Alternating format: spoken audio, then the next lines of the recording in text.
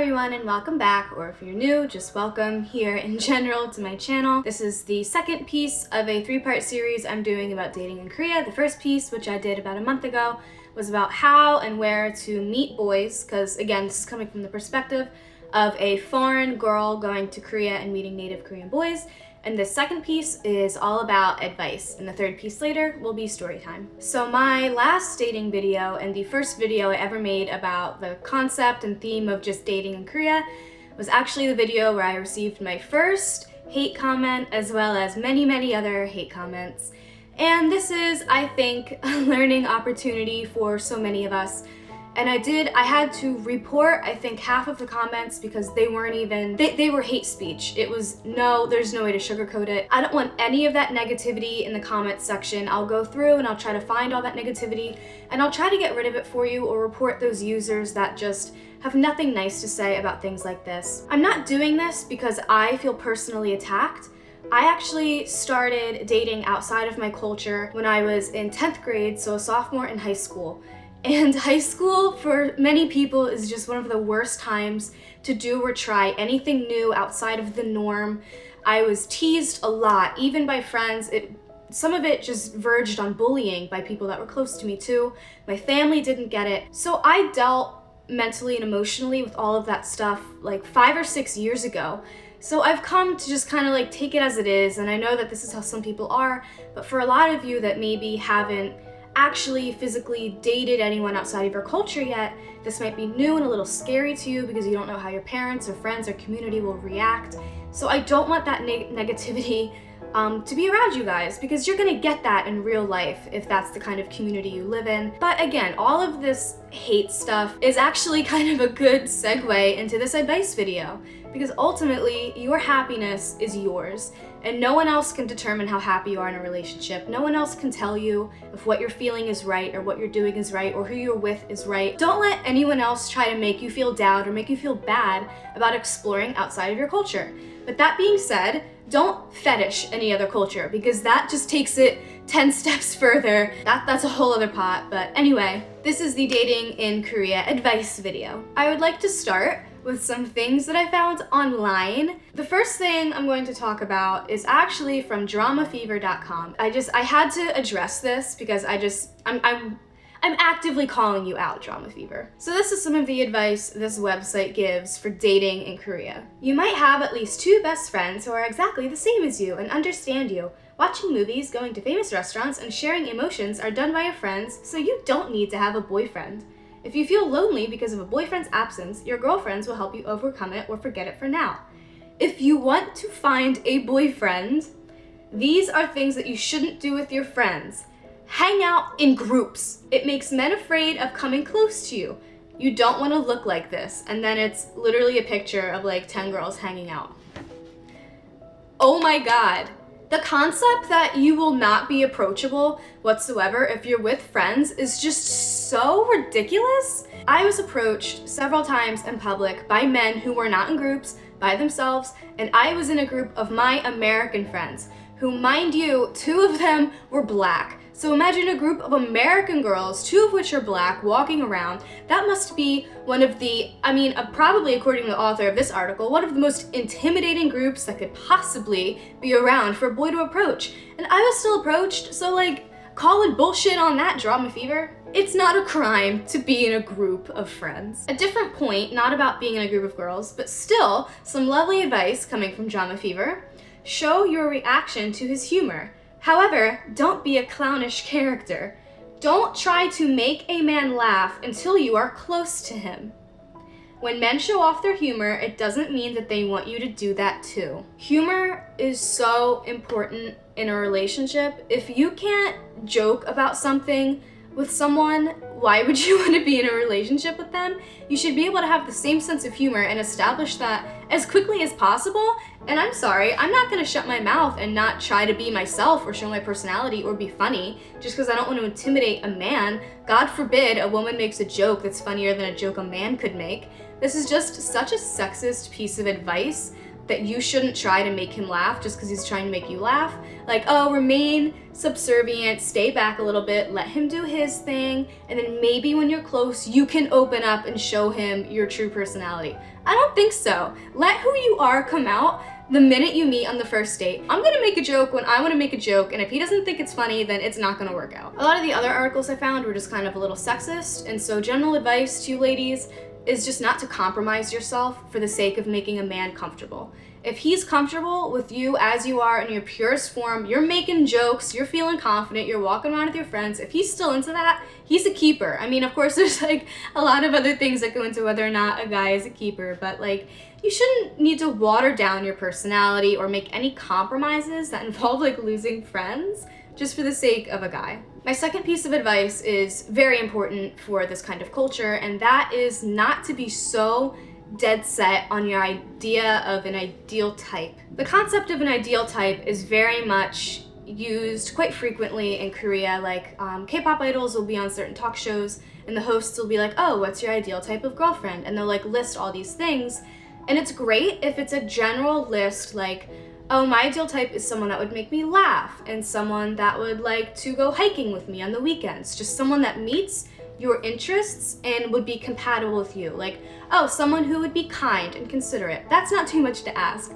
But when you get into very specific things like, I need someone who's over 6 feet tall, they must have this eye shape, their hair can't touch their ear, like when you get specific like that, that's when you start shortchanging not only yourself, but the other people around you, and you don't know who you're gonna potentially be missing out on. Just don't limit yourself by sticking to a very rigid idea of this ideal. My next piece of advice is to be conscious of the couple culture in Korea and what that means to you individually. There's a lot of couple holidays that whoever you're dating or are interested in may or may not like to participate in. Some guys are definitely all over it, like they just want to shower you with affection, and other guys like don't give a shit and they're like, oh my god, like this is such a minor holiday, do you really want to celebrate? And some guys are just like, this is capitalism, this is consumerism, we don't need to participate in this. But just be prepared for a culture that very much is focused on relationships, and I've heard stories of high schoolers dating and even people in college dating, not necessarily because they like each other, but because in the culture it's just like so much more convenient to be with someone in that sense. And I've been in cafes where I've seen a couple order a drink, sit down, take pictures together and take pictures of their drink, but then like not talk to each other for like the entirety of the date and then like leave.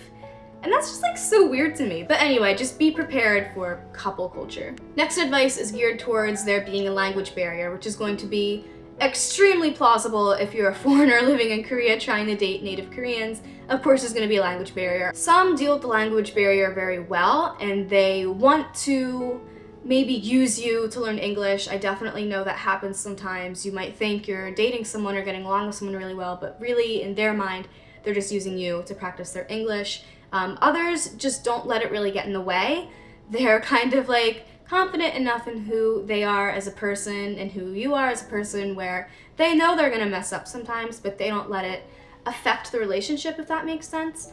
And then other guys are just gonna be so shy and so quiet, not because that's necessarily who they are as a person, but because they don't want to offend you, which is going to be something you're going to see in any culture of anyone that's not speaking their native language. They need to constantly be trying and constantly be thinking in their language but speaking in your language, and sometimes it's just too much and it can be honestly very difficult to have a conversation. And again, that can not be because you don't have similar interests, it's just genuinely because of the language barrier, and it's just difficult sometimes. So my advice is to just be aware that this is something that other people are very conscious of and they might feel bad about it, and it'll make some people shy. And don't make anyone feel bad about it, and don't get too frustrated if you can. Just know that it exists, accept it, and just move on and do as best as you can, really. My next piece of advice, honestly, isn't even specific to Korea, and it's just to be smart, be practical, and just don't let anyone take advantage of you. We knew a girl, and it was maybe the second or third week being in Korea. She met a guy through a language exchange app, and they were talking for a while, and she was really into it, and she was like, oh, I think he likes me, all this stuff. And then he was like, oh, come to my apartment in Gangnam. And for those of you that don't know, Gangnam is maybe a 40-minute subway ride on the other side of the river, and it was an area she had never been to before. So not only was it their first time meeting in person, but she was going to his apartment, someone that she'd never met in person before, traveling to a part of the city she'd never been before, almost an hour away, where none of us could potentially get to her in time if something were to go terribly wrong.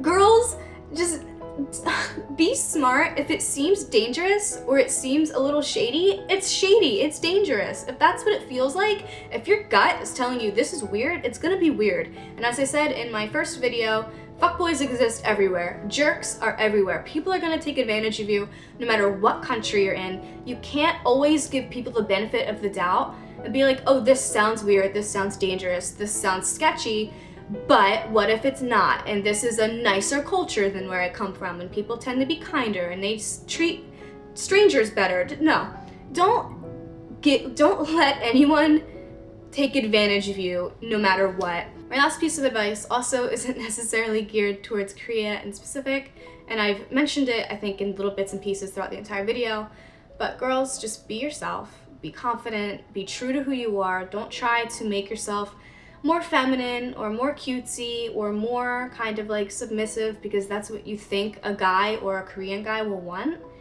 because you can find someone that doesn't want you to be like that. You shouldn't have to feel like you need to compromise who you are in order to meet someone good for you.